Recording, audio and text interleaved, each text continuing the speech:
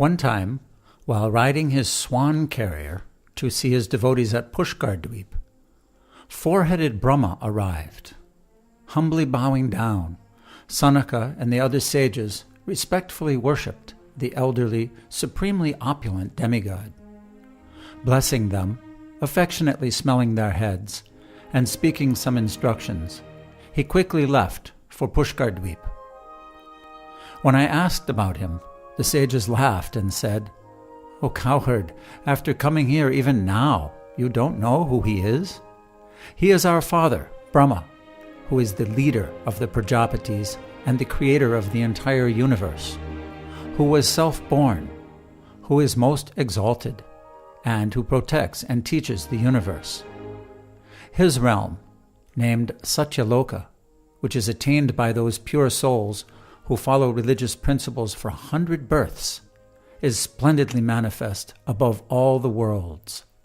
In his realm is Vaikuntha-loka, where the 1,000-headed Supreme Person, the Lord of the universes, stays eternally. In the Shruti Shastra, it is heard that Brahma is like the Supreme Lord's son. There is no difference. We think Brahma playfully appears in two forms." Sanatana Goswami explains that the two forms are four-headed Brahma and the 1,000-headed Lord of the universes. Sri Gopakumar continued, "Hearing this, I chanted my mantra in a trance of meditation.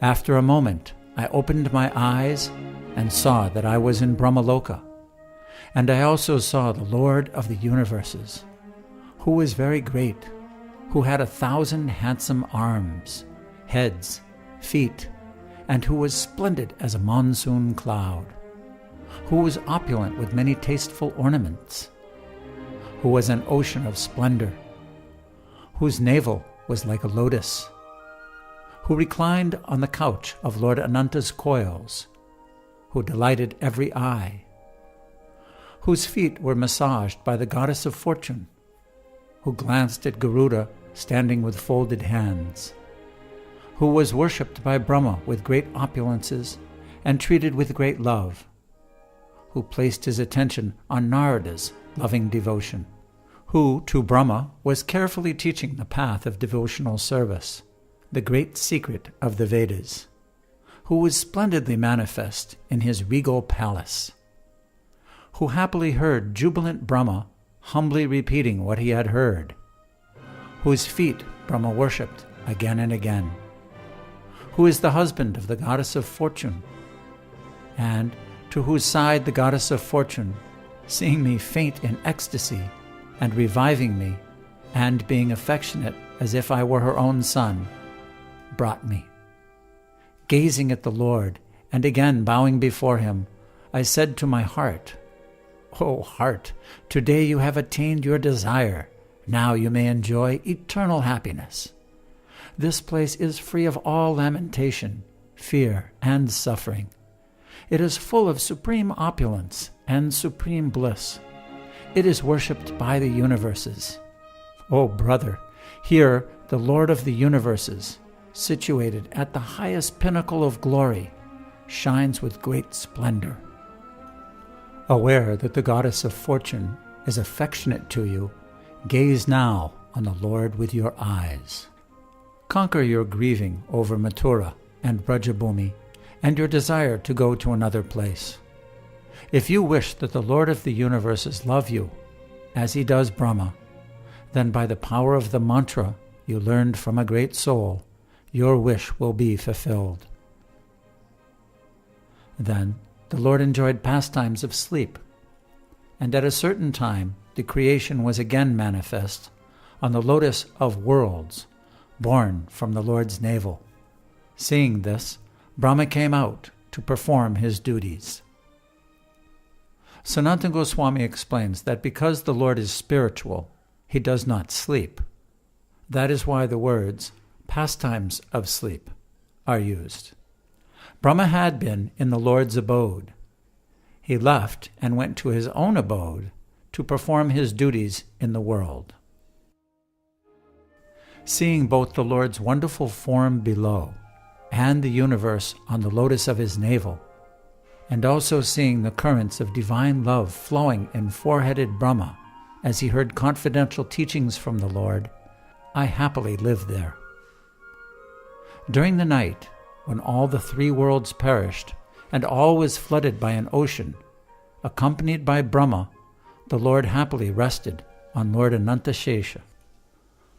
Sanatana Goswami explains that the night here is Brahma's night, which occurs after 1,000 Chatur Yugas. The Lord described is the 1,000-headed form of the Lord. By Brahmaloka's power, I saw the Lord as the residents of Janaloka and other planets glorified him with many wonderful prayers. If the Lord went somewhere, we suffered. When he returned, our suffering perished at its root. After some days, one morning, Brahma touched some foam, and it suddenly became a demon. Sanatana Goswami explains that this foam was on the ocean of cosmic devastation. Brahma fled in fear, but the Lord killed that demon. When terrified Brahma did not return, the Lord appointed me to his post. I created Vaishnavas to increase the world's devotion to the Lord, and I appointed Vaishnavas to all the different administrative universal posts. In place after place, worshipping the Lord with Ashvamedha yagyas and other sacrifices, I flooded the universe with happiness. Although I was elevated to the post of Brahma, and although the personified Vedas, sacrifices, Puranas, Itihasas, Agamas, and holy places, as well as the Maharishis and Brahma Rishis, again and again very happily offered prayers to me, I did not abandon my humility. Still, drowning in the waves of the ocean of Brahma's duties, my heart became filled with anxieties, and I could not enjoy serving the Lord as before. Although I heard that I would live for 2 parardhas, many millions of years, I was still afraid of time. My chanting also brought me great distress.